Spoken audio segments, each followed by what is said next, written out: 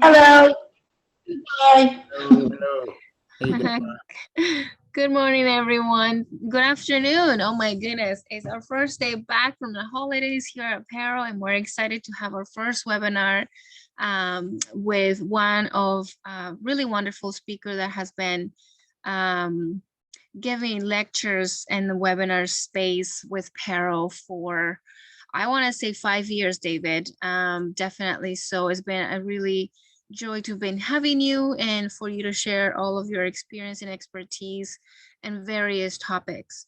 So today, David brings to us a topic and sharing ideas about good ideas and actions to take when business slows down, and how to turbocharge your business and life and begin to create new possibilities. So I am very excited for today because it is a new year. And so we're all looking at goal setting and we're all looking at, resolutions. So not only in life, but in business and personal for sure. So David, take it on and please feel free to introduce anything that I missed Oh, about you you did you and did really continue well. on.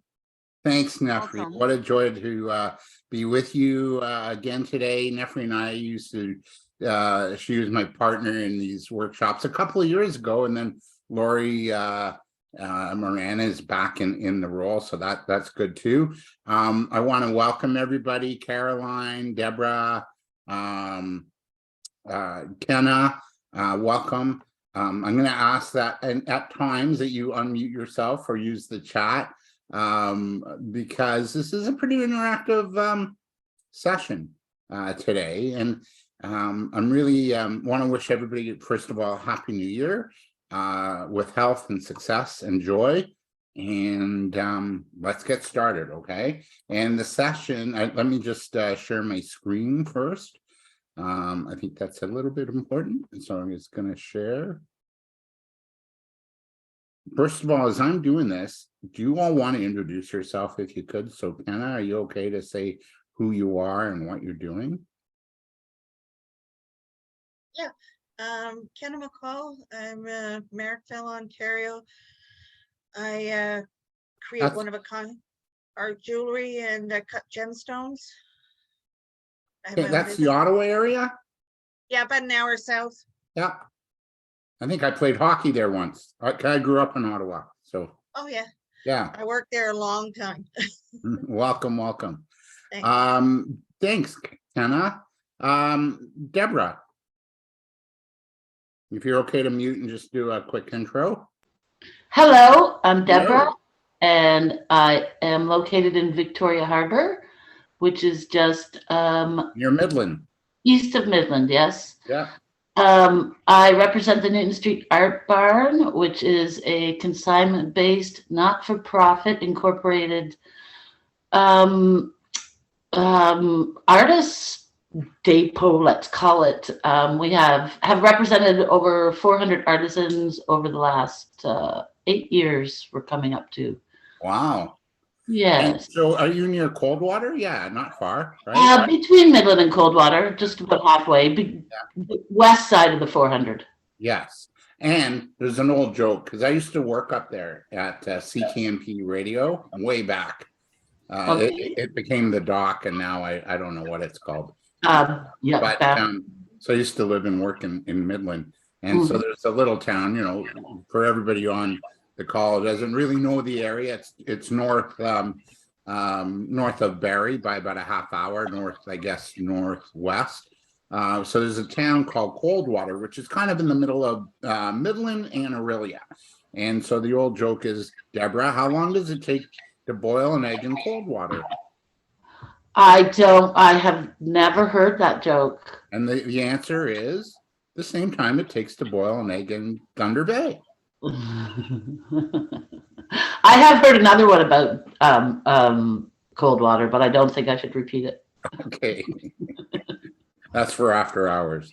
Thank you. Welcome to you. And Caroline, are you okay just to share who you are and where you're from and what you're doing? Sure, that'd be great. I'm actually close to Kenha. I'm in Kemptville, Ontario, which is about half hour south of Ottawa and about 20 minutes away from Merrickville. And I do regulatory food labeling. So I help companies get their labels for Canada right, making sure their ingredients, allergens, nutritionals, and all that stuff are properly on their labels. Excellent. Good stuff.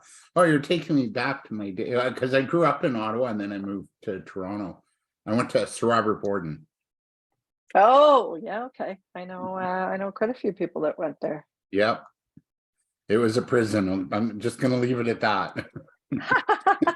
That's my memory. Well, welcome everybody. Oh, we have somebody else joining us as well. So let's get started. I had to, when I was creating the PowerPoint, I had to make sure that the date was right, because you're always used to like, oh, 2022. So I just double checked it. I put 23. Anyway, hey, welcome, Dawn. We're just getting started. So welcome to you. Yeah, so really welcome back to everybody. Happy New Year. Really happy that you're all here. Hey, Dawn. Today is about good ideas when business slows down. What do we do when it's slow, right? I used to get super bummed out, like, oh my God, I go through these peaks and valleys, right? And in my earlier career in business and in sales, and it was like those valleys were like, oh man, like can't be doing this. It's got to be busy all the time. And now as I get older, you realize like, no, it doesn't.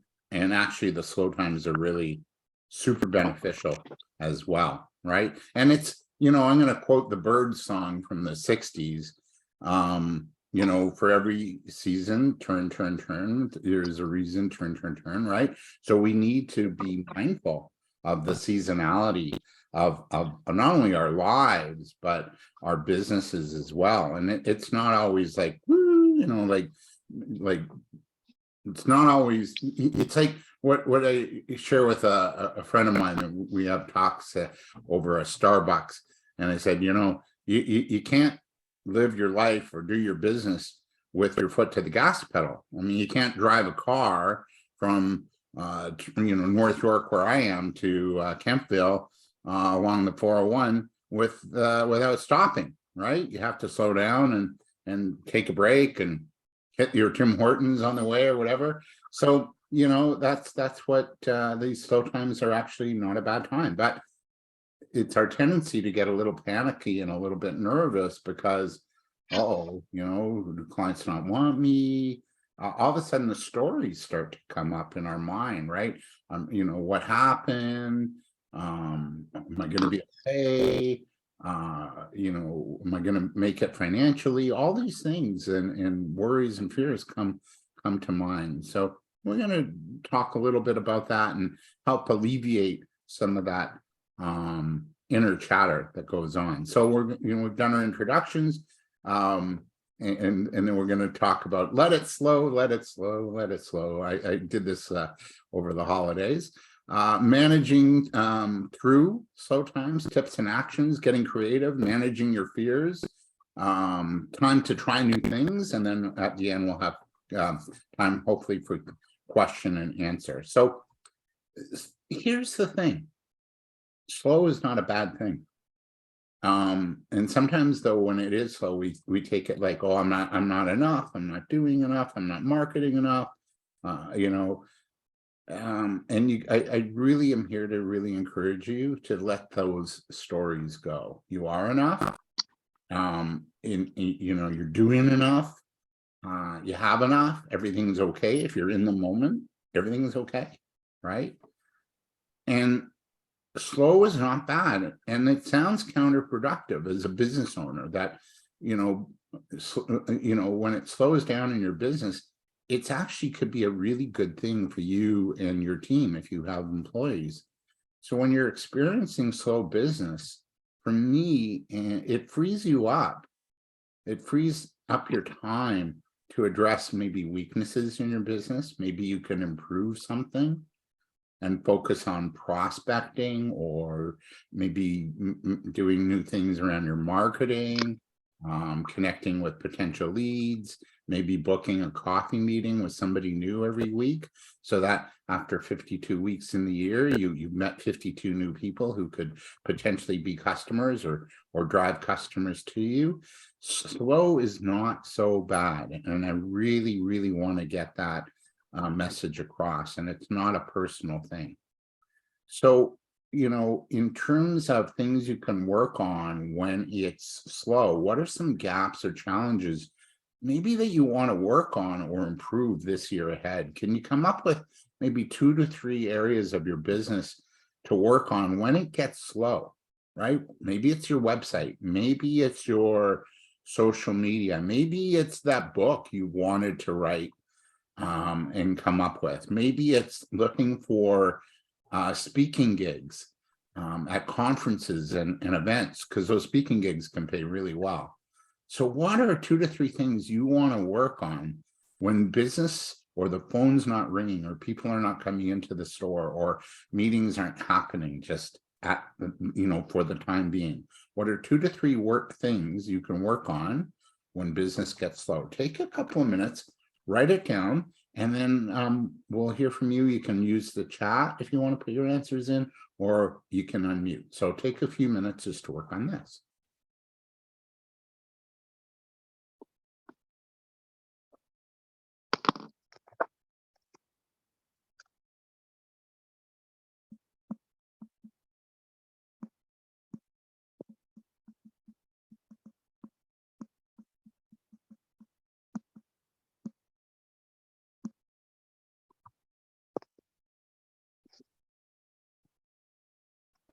Building passive income stream. Dawn, I like it. Here too, by the way, Dawn.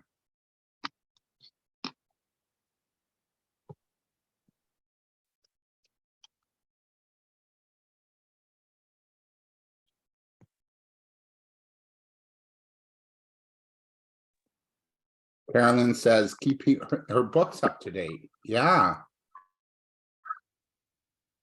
This idea of, you know, when it is slow and to work on things that you want to improve is, it's not just for us. In Japan, they call it kanai.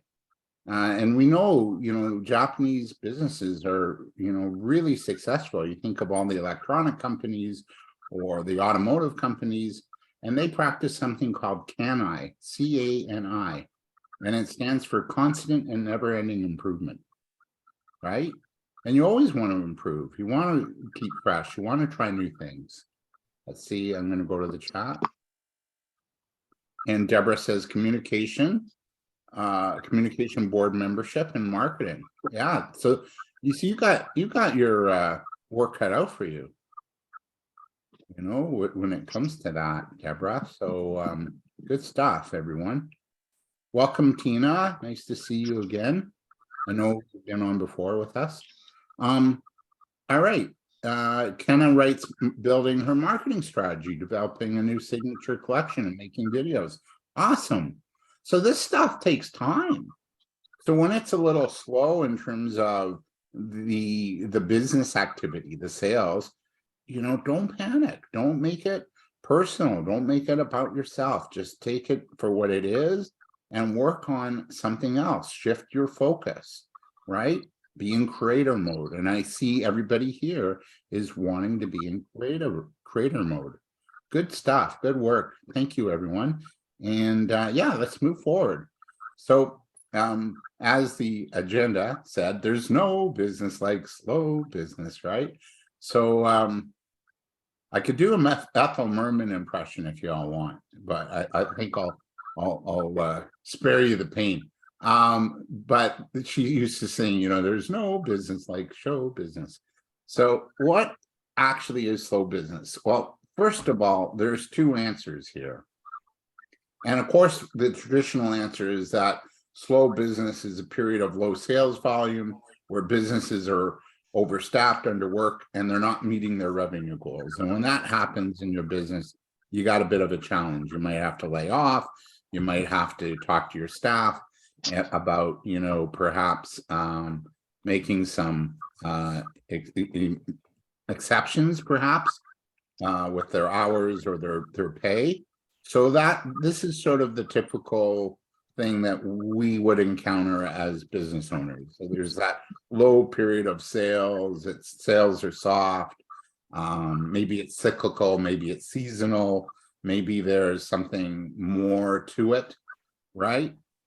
But know this, this happens to everybody. It's not just you, right? So it happens for a number of reasons, which we'll discuss in a bit more detail. There's seasonality, there's the economy, economic change. It can be particularly challenging, especially for us as small business owners, because if we're not earning, we get a little panicky, right? We got rent, we got bills, we got suppliers to pay. So a lot of small businesses don't have huge capital reserves. Rather, they rely on consistent cash flow to keep afloat, and their expenses, for example, your wages, your electricity, your internet, all that, has to get paid, right? And the pandemic has sort of also had an effect on business slowing down. It's shown us that even short periods of slow business can quickly put companies with low cash reserves out of options. So try and work on, minimizing debt this year, and also saving a little bit of money for that rainy day, right? That if it is slow, you're okay. You're gonna survive, and you'll be okay. So the second definition of the term slow business also exists, and this refers to us as business owners. We could, everybody starts the new year, I'm going to hit the ground running, and I'm going to do this and this and this, and it's actually a totally different approach. It's being more pragmatic, more thoughtful, more strategic about how you're going to run your business. So it refers to the idea of, I'm going to do things slowly, methodically, and grow in a way that's good for my well-being and my health. And it's also what I can handle. I always say, like, if you had 100 clients this time next year, you probably couldn't handle that. You're not ready for it, right? We'd all like it, but we might not be ready for it. Maybe we're okay with 10 to 15 or 20 really good clients that are continually doing business with us. That's maybe more possible. So this second definition really refers to, it's what do you want your life and your business to look like? And it prioritizes integrating your own personal goals, your personal well-being, your personal capabilities into having a well-rounded business and personal life at the same time. It's really about work-life balance. If you want to read a good book, you can get it at the library. Michael Gerber's The E-Myth Revisited. He talks about the concept of working on your business rather than in it. And what that really means is that, at the center of your business is you. You're the center. Yes, our customers are important too, but at the center of the business, it's us. So what are you creating? You want to create a business as well as your life, because it's one, it's holistic, right? So you just want to be mindful of these two definitions, right? So are you doing things gradually? Because to me, it's okay to do things gradually. And some tenets of the slow business model includes quality over quantity. It could be you have like 3 really good clients that are paying your way. I had a meeting with a business colleague where we were going to maybe joint venture a little bit, right? And she said, and I said, I can't take it on right now. I can't take what you want on. And she kind of laughed at that. And I went, yeah, but I really can. I'm like super full up. I don't have it to give, right? So yeah. So quality over quantity. I'm just checking the chat, everyone. And Kenna writes, I'm in what's called the slow fashion business. Yes. Slow business in this context is less about disposable consumerism, and it's locally made cottage industries are slow businesses. Yes, slow fashion. You're being mindful on not only what you're creating, but also the fabric that you're using. And it's not mass made cheap stuff that's maybe even not only ethically but environmentally. It's environmentally it's not measuring up in terms of being environmentally friendly, in terms of the clothing or the impact on the environment. So thanks, Kenna. Yeah, good work. Also, it's about purpose over profits. Like, instead of, I want to make money, I want to kill my competition. You know, we've heard these phrases for so long, and I think as we move now into 2023, we want to make our work more about meaning and purpose and making an impact, right? It's about leading, taking a position of leadership in our communities, in the business community, and where we live. So purpose over profits, prioritizing people, right? As you know, Ken, I'll use you as an example with slow fashion. It's not, you're not going to have a sweatshop in another country hiring kids or or women or whatever to make the clothes. You're gonna work with an ethical company that values people and values purpose and values quality. So the other thing with slow business model is values come before anything else. And I think everybody here has values that come before anything else. So when you're clear and you're on what your values are as an organization, and if an opportunity came by that was interesting, maybe from a monetary point of view, but would affect your values, you'd probably have to decline or really give it serious thought. And then the slow business model folds nicely into a slow lifestyle, right? It's okay to have a slow lifestyle and do things that you can manage, as opposed to being stressed, burnt out, lacking sleep, being nervous, having health issues, right? And that's what shows up when we're stressed to the max and we've got that, foot on the gas pedal the whole time. You got to take your foot off the gas pedal. I used to have an old boss that would tell me, David, sometimes you got to take a walk in the park, right? And I was 28 at the time, and I was kind of going, oh yeah, right? And now that I'm his age, it's like I'm telling myself that now. Sometimes you got to take a walk in the park. Deborah writes in the chat, we are not for profit, and our artisans are a priority, but sometimes that doesn't necessarily pay the bills. Yeah. So now you've got to be maybe a bit creative in finding other revenue streams, perhaps. And also maybe there's grants that might come in. But Deborah, let me ask you, even though sometimes you don't always, it doesn't mean that you can necessarily pay the bills. If you look back, have things somehow always worked out okay? I'll unmute because I don't want to type that fast. We're in a very fortunate position because it's a rent-free situation. Our bills are very low and it's consignment based, so we have no overhead in terms of inventory. Otherwise, there is no conceivable way that we could have existed in this environment. Yeah. And supported our artisans to anywhere near what they deserve to get. Yeah.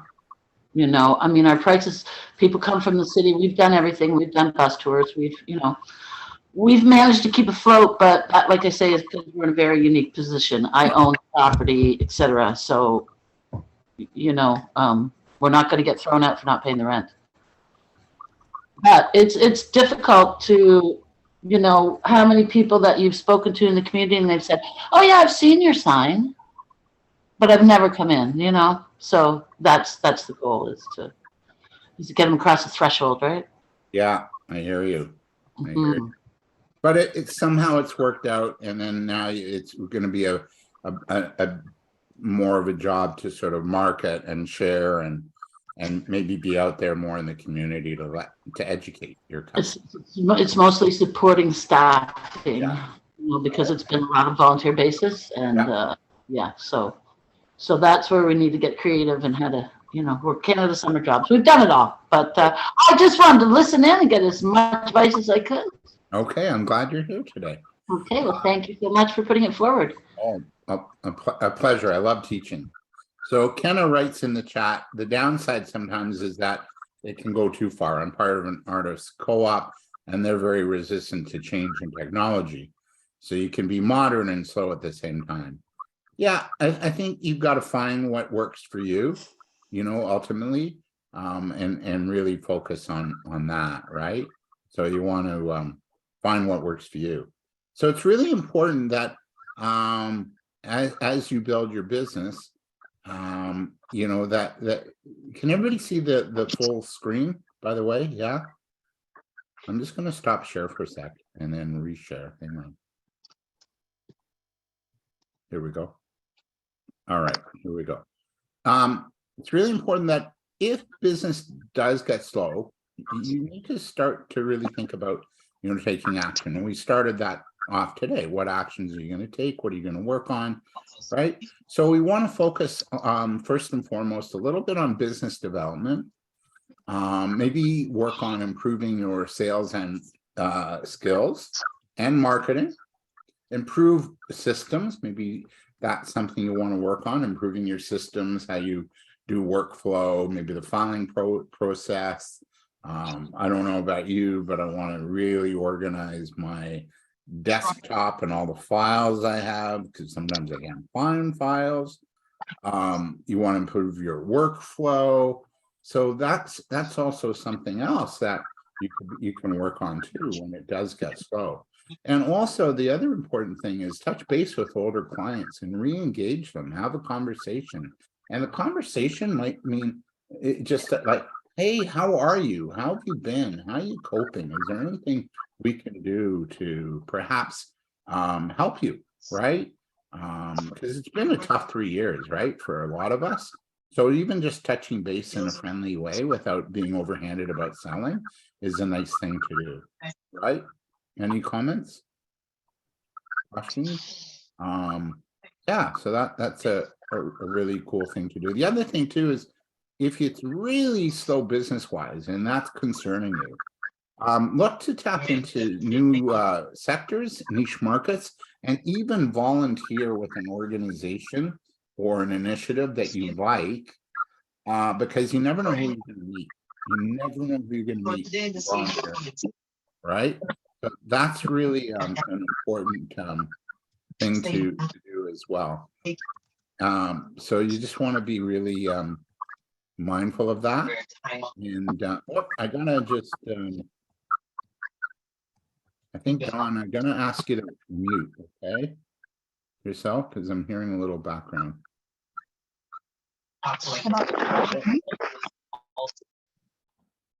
There we go. Thanks. Okay, so yeah, volunteering. I'll share why volunteering. Years ago, I used to volunteer with the Kids Help Home Foundation, and I worked not as a counselor. Don't get any ideas, because I'm not fit for that. But I worked on a bowl-a-thon, like a fundraiser, and they had this annual bowl-a-thon which raised like $250,000. And on some of the people that were on the volunteer committee were people from Bank of Montreal, Nestle's, boy, who else? Bell. And these are big companies, and they were working in the marketing departments. And at that time, I was in a different business where those would be my ideal clients, right? And so we get to know each other and in a volunteer capacity, and they're seeing me in a different light, and I'm seeing them in a different light. And when they asked, what I do, they went, "Oh, get in touch with me," or here's my card, right? So all of a sudden, I'm volunteering and helping out in the community doing something I really love with an organization I still love to this day. And it actually paid dividends. I got in to see those 3 companies where normally, oh my God, to break through, it's like, you know, you got to break down the wall of China, you know. So maybe do something different or tap into new sectors or new niche markets. Book, I always say, like, book planning sessions this time of year with your existing clients. Take time to get them to know them better. What are their needs? What are their wants? What are their goals? And help them really come up with an action plan in and around what you do that can help those clients, right? And also check in on your competitors, you know, and see what they're doing well, and maybe model them as well if you can, right? If they're doing something really well, model, right? In terms of market research, we call that R&D, which doesn't stand for research and development. It stands for rob and duplicate. All right, you heard that here. Let's move on. So I'm going to get you back to working on your own business. So out of these strategies or actions, not strategies, actions, what 2 will you do this year? Right? So when you have slow times, you want to also be taking action. So what will you work on when it gets slow? What 2 actions make sense for you out of what we just talked about here that you're going to work on this year? What 2 actions are you going to take to work on or hone up on or do this year? Take a couple minutes just to work on that. And I'll leave this slide up and then so you can choose. So it'll take about maybe a couple minutes.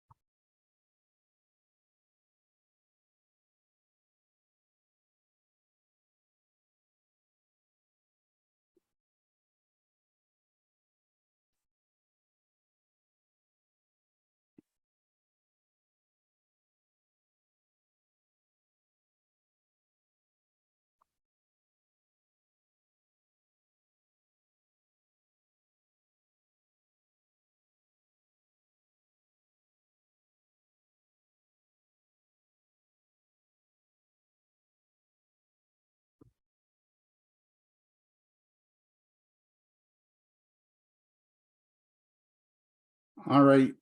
Deborah writes in the chat, seek mentorship and schedule regular meetings. Great idea, i.e. Paro. Yeah, use these Paro or in your local community, the local economic development office or the local small business enterprise center. Great stuff. Carolyn writes, definitely improve her process and volunteering. Beautiful. And Tina says, I will do to improve. Oh, okay, so you're going to improve your systems and organize workflow and filing. I take it, Tina. I think that's what you're alluding to. Excellent. Yeah, so take it on to work on these things when you're having a slow time, even for an hour a day or an hour or 2 hours a week. Just pop it into your day timer and say, okay, I'm going to do this for 2 hours, right? And just chip away, work on it. Slow and steady does win the race, I guarantee it. So good stuff, good stuff. I'm just going to show a video. And this is another thing too about this notion of our psychology when it gets slow, right? And to sort of minimize maybe that negative talk, that we're not enough, or we're not good enough, or we're not doing enough, and to really reinforce all the good that you do, and that the slow time is just a slow time and nothing more. So I'm going to show you this little video. It's about a book called The Gap and the Gain. And it's a book by Dr. Benjamin Hardy, who you can look up online. And on YouTube, he's got a ton of videos that are really helpful. And it's also co-written by strategic coach Dan Sullivan, who has an amazing coaching company here in the GTA, but he works with clients all over the world. So they co-authored the book, Gap and the Gain. And this is shows you, it's about a 1.5-minute video, so turn up your speakers. And it shows you how we as entrepreneurs often focus on the gap.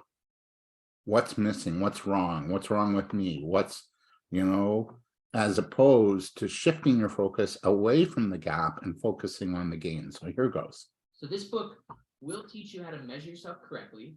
It will teach you how to measure other people correctly, which is helping them see their own gains rather than measuring them in the gap. It'll also help you learn how to transform every experience, and I mean every experience, and every day into a gain and bigger and bigger and bigger gains. You get to increase the value of every experience you had, and the more gains you get from your experience, the more you will learn from your experiences. So this is fundamentally a measurement model, but it's also a learning model. The more you can gain from every experience, the better your current self will be versus your former self. And the bigger your future self will get because you're learning and transforming every experience into a gain. You're not worrying about what other people think. What other people think about your experiences matters zero.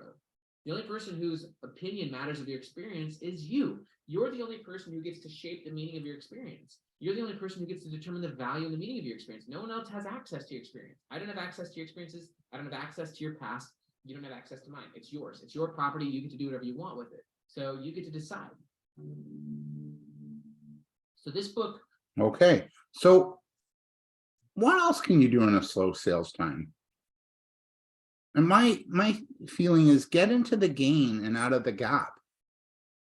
Limit the negative thoughts, the worry, the fear, or the I'm not good enough. And what are 3 things where you feel like you are not enough? What are 3 things where you feel like you're not enough? And then I want you to think of what are 10 accomplishments you've done since November 1st? And you'd be surprised at all the amazing things you probably have done. So I want you to think of 3 things where you feel, yeah, I'm not enough at sales, or I'm not enough at, doing my organizing, right? Whatever it is for you. And then think of 10 accomplishments. So again, take a few minutes just to work on this. Any questions? I'm here to help.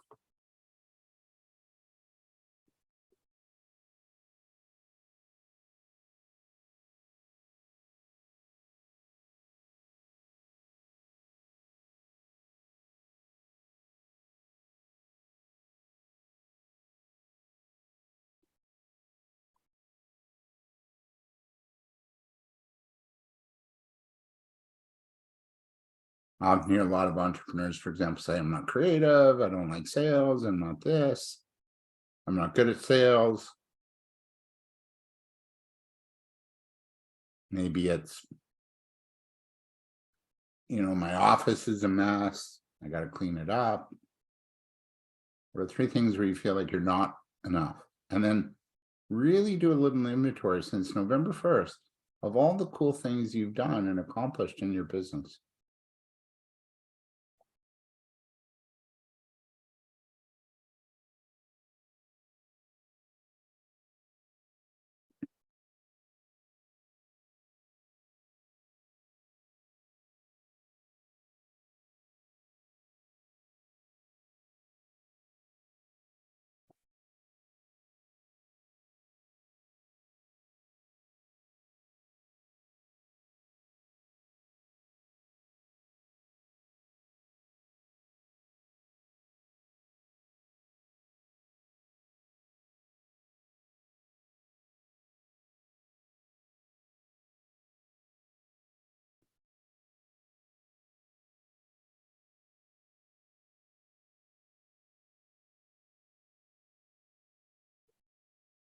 All right, good. I'm seeing stuff in the chat.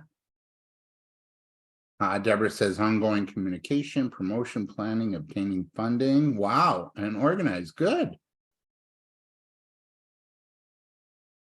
There's probably more, I guarantee it. The first two are the bad ones.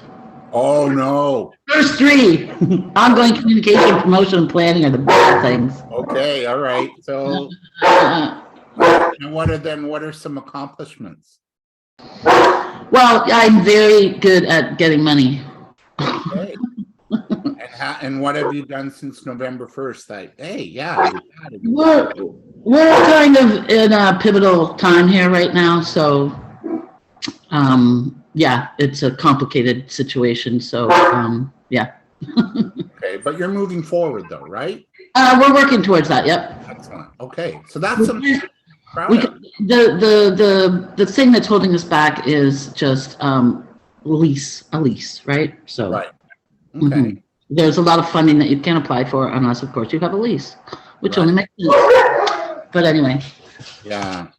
Oh, You might want to check into foundations, and there's a lot of foundations, and you can tap into those, and they also give out grant money as well. Certain foundations. yeah, and I actually had to give back in excess of $300,000. So Whoa. yeah, I own the property. My partner died, and now his children are contesting the will. So we can't say yes. We have a 10-year lease. Right. So we're at a standstill with a lot of things. So anyway, I'm just here to listen, not sob. You're not a good All right, person. but I really hope that everything works out. Oh, so do I. And ease. Right. Yes. Thanks, Deborah. Anybody else want to share?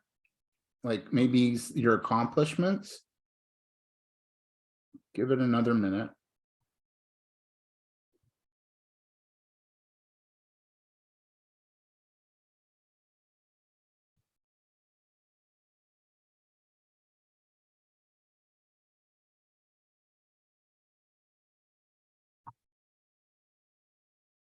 Write down your accomplishments if you want.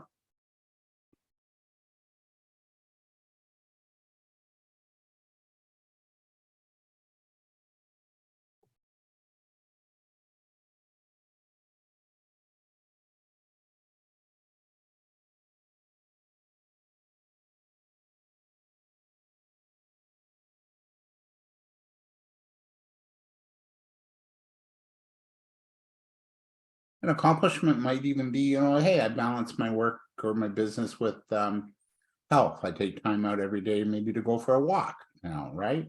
Or I have a balance between family and my business. Or I've, told my family like, hey, between this time and this time, I'm working on my business, right? Another 20 seconds.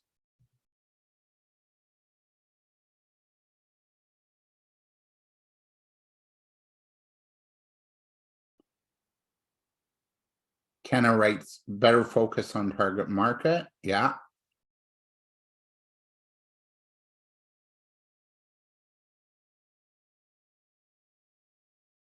So it's really important when you're going through that slow time, not to let the negative voice come in and that little fear, because really that's your inner child kind of going, yeah, but right. And that's not you. You're an adult now, right? And you want to say, I got it, little one or whatever you want to refer to that inner voice as, and say, we got this. We're gonna work through this, and we're gonna make it happen, right? So even though there's things that when it does get slow that make you feel you're not enough, you are enough. And so one way to really reconfirm that is to look at all the things you accomplished in a week or in a month or in 2 months in this case, right? And when you look at the accomplishments, all of a sudden the little areas where you feel you're not enough kind of pale in comparison, right? So hopefully knowing the good you've done outweigh the not being enough. And I hope from this exercise that you feel a little bit better. And you should. Because, you know, I remember I mentioned Michael Gerber, the author of the E-Myth. So I used to do a radio show in Durham region for 7 years. It was called the Small Business Big Idea Show. And I got to interview Michael Gerber. He's a very interesting guy. And he once said, and I asked him about money, and he said something, his answer about money was, nobody has enough money. Nobody. I said, even people well off? He said, especially them, because it's never enough. We never have enough money. So when I realized that point that he made about money, I went, yeah, then what am I complaining about? You know, it's like, join the club. Nobody has enough money. It's never enough, really, right? If you've got like you know, $1 million company, you're worried that, oh, I could lose this, or it could disappear, or I could go through a slow time, or whatever. Whereas if you're a small business starting out, you know, you're not at the $1 million level, but still, you still might not have enough money. So when he said nobody has enough money, it just made me realize, yeah, that's true. And so stop complaining about it and just get to work, right? And it actually improved my money situation by doing that. So I just wanted to share that with you.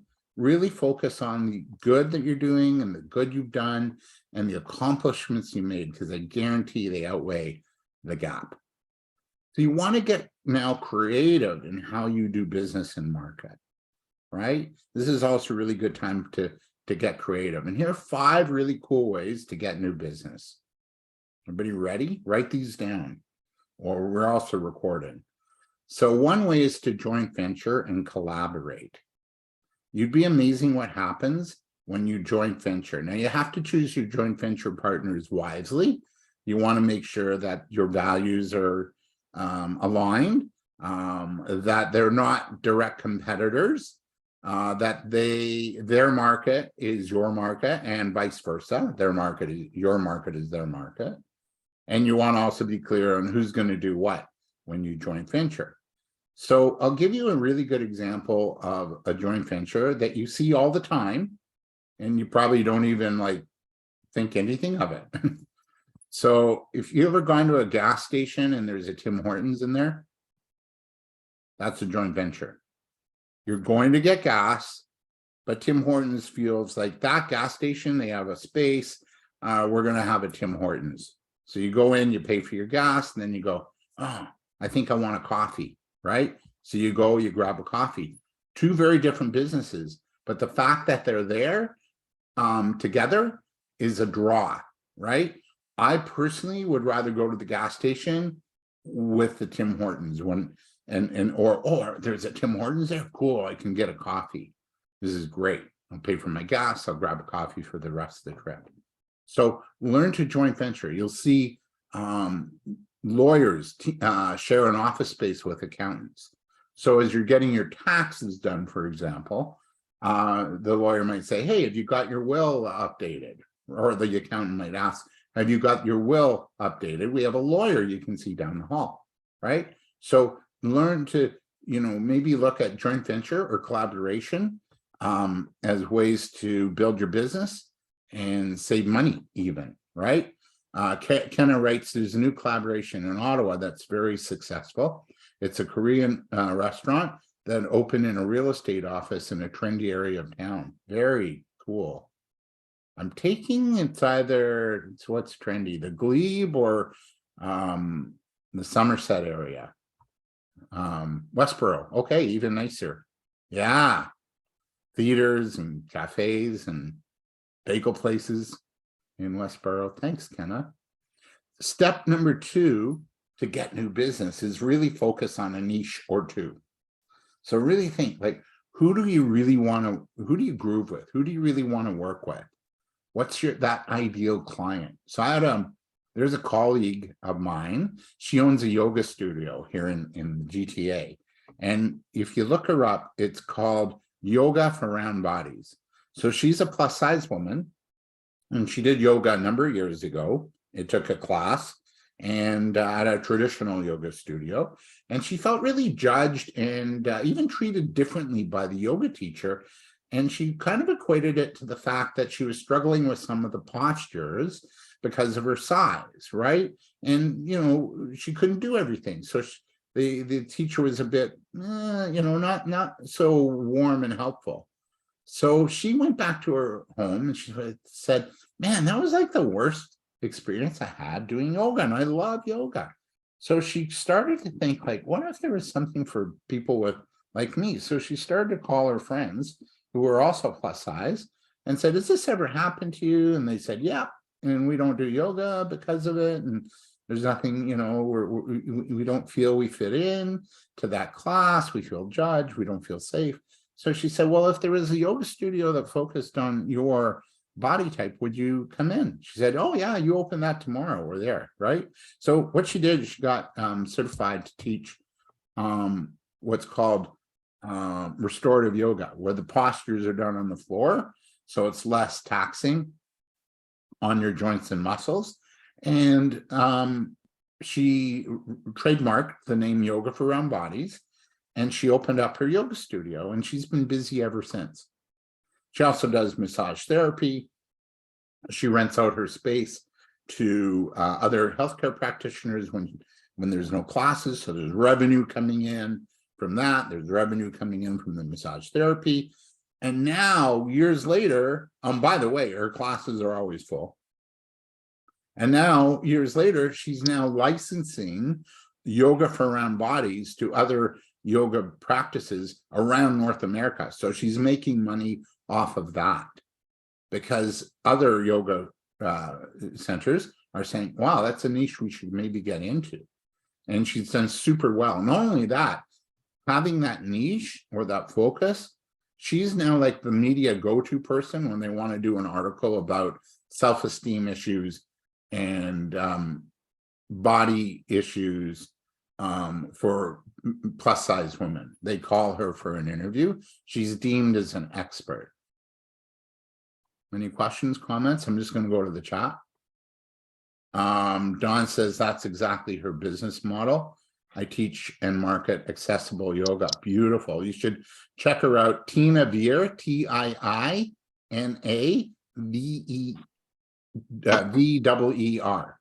Health Salon Health Yoga. Kenna writes, I sell my jewelry at an art gallery in Ottawa. Excellent.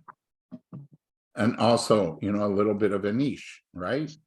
Not at it's at an art gallery as opposed to at a jewelry store where you're there with everybody else, right? Don, do you have a comment or anything you want to share? No, you're good. Okay. Another way to get business is hire a copywriter or a marketing and sales coach to really help you. Sometimes it's not where we promote or advertise, it's what we're saying. Is what you're saying making sense? And is it connecting to your audience? Right? You know, sometimes we're a little too, we don't want to be bold about the value that we're bringing to the table. We're a little shy about it. So I say be bold. I say focus on, you know, the value or the outcomes that your clients are going to get from working with you, and be bold about it and say it in a way where you're making it known to your target audience, right? The other really important thing too this year, step outside of your comfort zone. Try maybe doing a podcast, or, you know, maybe speak at an event, or speak at a networking group, or do Facebook Lives, you know, or Instagram if that's where you're at, or join a new networking group. Really important. Tina writes in the chat, okay, thanks, Tina. She's got good ideas. She's got to log off. Deborah writes, a Chamber of Commerce membership can be invaluable. Yes. And it's a tax write-off, Deborah. So really cool. And maybe you can, if you're a member of a Chamber of Commerce or a Board of Trade, maybe they can bring you in to speak and talk to their members about what it is you do. Don writes, become local expert on your field and write for the local paper or news. Yes, brilliant. I love it. And the other really important thing is ask for referrals. Get in the habit, if you have a happy customer, ask for referrals. Say, hey, you know, if you're happy with what we did, would you be, you know, you okay? Yeah, is there anybody, sorry, if you're happy with what we did and what we accomplished working with you, do you know any other colleagues of yours that would also benefit? That's a nice way to ask for referrals. You might go so far as having a referral program where if you make it known to your customers that you do reward for referrals, that there's a rewards program for referrals.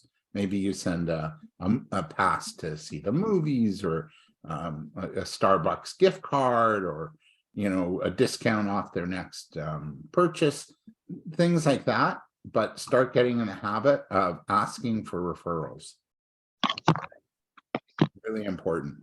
Don also writes, yeah, create a referral program. You beat me to it. Don, great minds think alike, my dear. Yeah, so based on those, what might you work on? Share maybe a marketing tactic or tactics that you might use. What might you work on this year? Take a moment just to write down some marketing tactics that you will put into play this year. I'll leave this up and take a couple minutes just to work on that.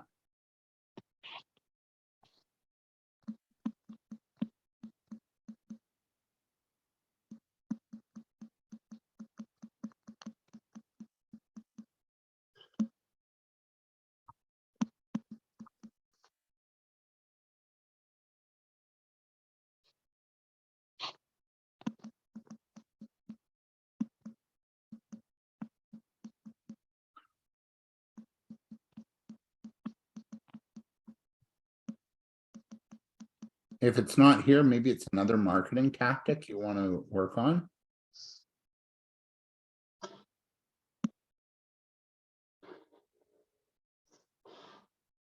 Dawn's going to do Facebook Live question and answers about what she does. That's great. Kenna says, I'm booked to speak at an internet TV channel show and a couple podcasts. Great. Really important. Once you speak and you're a guest on a podcast or on the internet TV channel, make sure, Kenna, you send a thank you note to the host. It's really important, because having done a radio show for 7 years, when guests did that, it's a little touch, but when they approached me again to be a guest, I went, oh yeah, of course, right? So just take that little extra time to write a thank you card for them having you on the show, okay? You'd be surprised how many people don't do that, and but those that do, you're going to be top of mind next time they need a guest. All right. Deborah writes in the chat, approach local educational facilities, college marketing programs, and student study programs. Yeah, there's one based in Toronto and Vancouver called Ripen, RIIPEN.com, and that's exactly what they do. So you post you got to fill in like your application, and then you post your not your proposal, but what you need, and then you'll reach out, or faculties will see what you need and they'll reach out to you about helping you. So check out Ripen, and they also do a little half-hour or 15-minute what do you call it, info session with you, okay, or an orientation session about how it works. So I'll put it in the chat. So that's good, Deborah. Excellent. Kenna says, absolutely, to the gift, the thank you card. Carolyn writes, she just started to request interviews. Definitely a hard step to start making these requests. Yeah, just when you're requesting interviews, make sure you're leading with not about your business, but about how your business is going to have an impact on the audience, the listener, the reader, the watcher, okay? So you really want to say, hey, this is what we're doing, and this is how we're making an impact to the people that you have as an audience. I'd love, if you're interested in talking about it, I'd love to share what we're doing, right, with those that you're in touch with. So as a host, you don't want to interview somebody who's just shamelessly self-promoting their business. You're looking for story ideas. So you want to really craft your media release as a story. And then if it's of interest and know what stories are interesting, then chances are you'll get interviewed. Okay, I hope that helps. I'm just giving you a little extra coaching. So I hope that helps, Carolyn. Don writes, create fundraising events for a local charity. Excellent. Excellent. Kenna writes, I'm creating some special pieces for a silent auction fundraiser. Don also adds, include in the reception area market for local associated vendors. Yeah. Reviews, not interviews. Okay. Anyway, hopefully that helps you then get interviews, but the interviews is definitely going to be on our list of things to do in 2023. Excellent, Carolyn. Good stuff. Good. So boy, what an action friendly, like action oriented group today. You guys are awesome. Just going to show another video, and this is kind of, again, it's going to help you sort of, you know, manage, self-manage, watch that inner dialogue when things get maybe a little slow, and give you some ideas as to how to really move powerfully this year in the good and the bad times. Or I don't even want to make it that like that. Just, you know, just throughout the year, just to help you manage. So here goes. This is it's about a 4-minute video, and then we'll wrap up. It's about how to make it.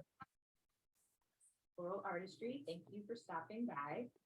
It is the winter in Vermont still. I am bundled up inside, and it's, for wedding businesses, the off season.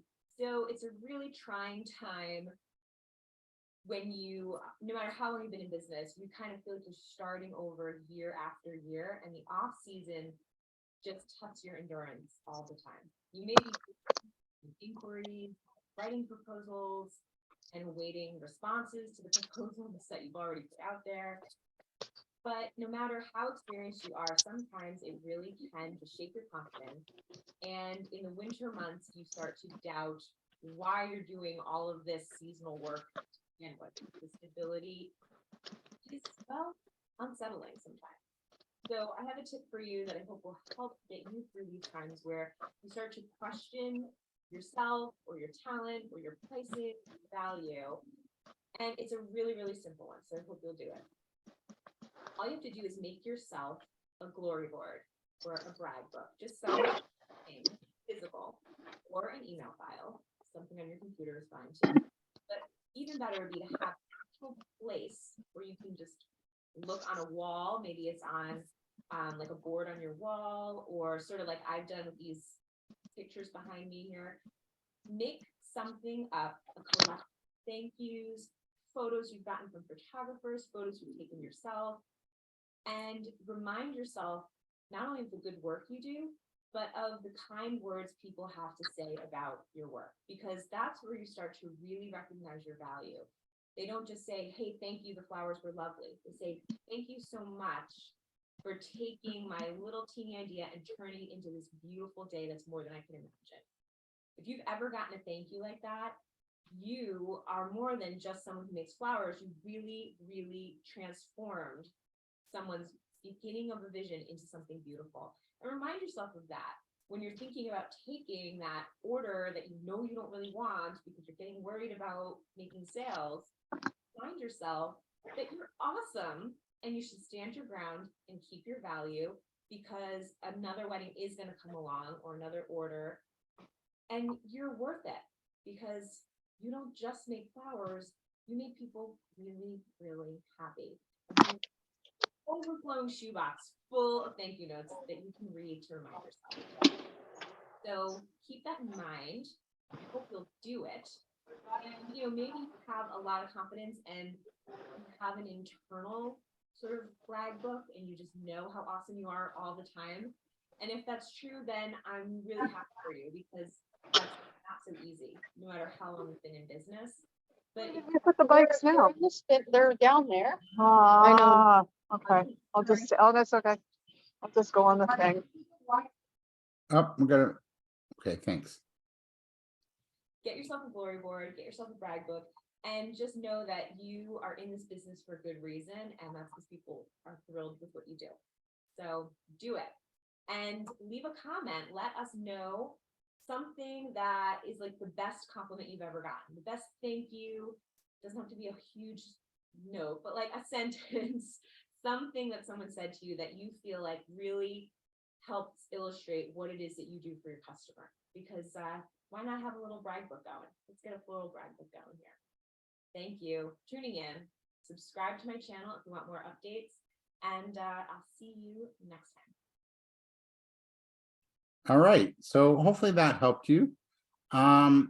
We're gonna wrap up. What are 3 takeaways from today that will help you when it slows down? What are 3 things you learned today?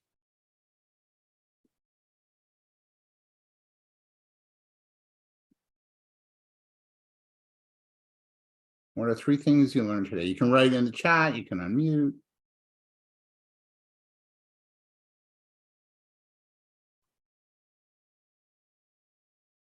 Okay, I'm gonna just check the chat. Keep track of testimonials. Yes, do it. I just put 3 testimonials in a marketing piece I'm gonna be putting out to my customers shortly. And it's like, yeah, sometimes, you know, we don't really, you know, when it does slow down or we go through these phases, these ups and downs of our business, we don't always remember all the good. It's like, oh no, not enough, and you know, now I'm worried, business slowed down, people don't like me, whatever, right? All those little stories come up. And it's like, let them go. Go read the testimonial and remind yourself that, hey, you know what? You got it. You haven't lost it. It just slowed down, right? So yeah, keep track. Kenna writes, keep track of the testimonials. Great job. Deborah says, be positive, use time wisely, and reconnect. Yeah, reconnect with people. You know, for the past 3 years, pretty well, maybe a year, you know, 2 out of the 3, we've been working on our own at home. So we're a little like, we like a little maybe conversation during the day, or a chat or a call or a hi, how are you, right? Have a systematic referral program, Kenna writes. Don says, thanks for the great convo. Carolyn adds, take advantage of time, have a plan ready for slower times, look at it as in a positive way rather than a slowdown, and celebrate being slow, Kenna adds, and Don has a happy face. So yeah, great work, everyone. And thank you so much. This is where you get a hold of me if you need me. I'm also on LinkedIn and Facebook. Any questions before we wrap up?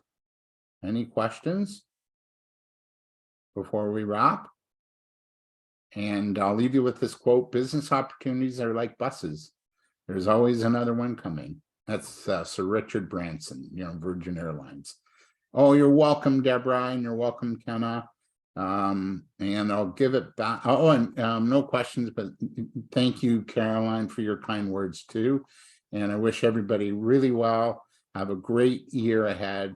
Celebrate yourself. Celebrate, you know, the slows and the highs when it's super busy, and just keep you know, keep marching along. Action, you know, little actions add up. And Kenna writes, happy New Year, everybody. So Nefri, I'll throw it to you. By the way, I'm back, I think, in February. And I'm doing an interview as opposed to a workshop, and we're interviewing Barb Takita about her book called on flossomeness. So celebrate your flossomeness, right? Your flaws and your awesomeness. So it's going to be a nice interview that we're going to have, and then you can ask questions and partake in the interview as well. So that does it for today. Have a really good day and good year ahead. And Nefri, any last words? Oh my goodness, speechless, wonderful. Thank you so much. And like you said, it was a very interactive group. Very good start to the year. It does not feel like the new year or like the beginning of, because everyone's on fire. So yeah, did you have a chance to share where people can find you? Can they directly contact you if that's possible? I did. Awesome. So then, yeah, we'll close it and we'll see you in the next time. Thank you, everybody. Thanks, everybody. Talk Have a soon. beautiful day. Yeah, you too. Ciao, ciao.